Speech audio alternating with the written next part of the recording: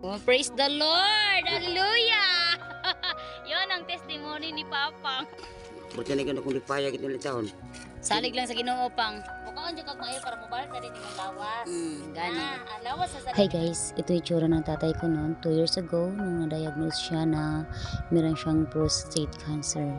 Alam mo yung time na yun na parang down na down na kami lahat kasi sabihin sa ng doktor na the more the days run, the more the life, the lesser. So di ba guys, napakasakit pakinggan nun sa amin, no? At napakasakit sa part namin bilang anak na ganun marinig namin na sasabihin ng doktor.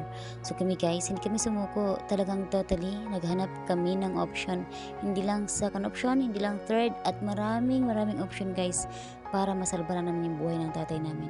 Kasi yung kapatid ko that time tinanong ng doktor na ano daw ang paniniwala mo when you say cancer? Sabihin mo, what is cancer? Di ba? Ang kadugtong na word known is death. So kami, hindi naman kami pwedeng titignan namin yung tatay namin guys na wala kaming gagawin na options. So although alam na namin yun guys na may ganun siya na sakit, hindi kami tumigil sa kakahanap ng option para lang masalba pa rin yung buhay ng tatay namin. So guys, wala pong imposible sa dasal guys. Basta't magdasal lang tayo, ibibigay sa ni Lord lahat po ng kahilingan natin. Kasi itong tatay po namin to guys ay pinagdasal po talaga namin to guys, no? Yung talagang dumating sa point na alam mo yung down na down kami lahat at akala namin ay mawawalan na talaga kami ng tatay year 2022. Kasi ang sabi ng doktor, hindi na siya abutan ng December. Imagine sasabihin sila ng doktor mo yun harap-harapan.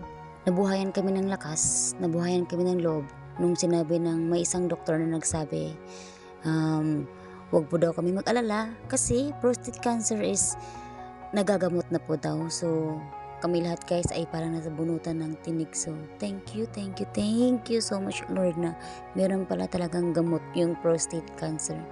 And then siyempre, una-una, pasalamat sa Panginoon. And then, pangalawa, sa mga kapatid ko na sila po nagbibigay ng financially support para madugtungan po yung buhay ng tatay namin. Kasi guys, kung wala ka rin pera, paano mo naman mapapagamot yung taong may sakit na guys? So, thank you sa mga kapatid ko. No need to mention na kasi alam nyo naman kung sino kayo. So, thank you so much po sa inyo.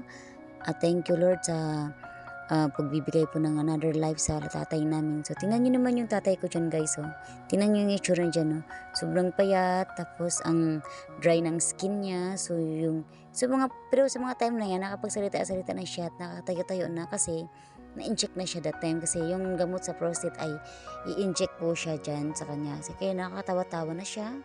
And then, medyo nakaka-survive na siya ng mga panahon. First inject niya pa lang yan. So, hanggang ngayon, 2 years na, still nag-inject pa rin siya. Guys, after 2 years po na nakasakit yung tatay ko, ito na po yung tsura niya ngayon. So, tumaba na po siya at bumalik na po yung dati niyang katawan. So, yung dating dry na balat at ang payat-payat ang tanda ng itsura. So, nakita nyo ngayon guys ay talagang bumalik na po yung itsura niya, bumalik na po yung katabahan niya at yung kasiglaan niya. So, truly God is amazing. So, hanggang dito na lang guys. Thank you for watching. Bye-bye!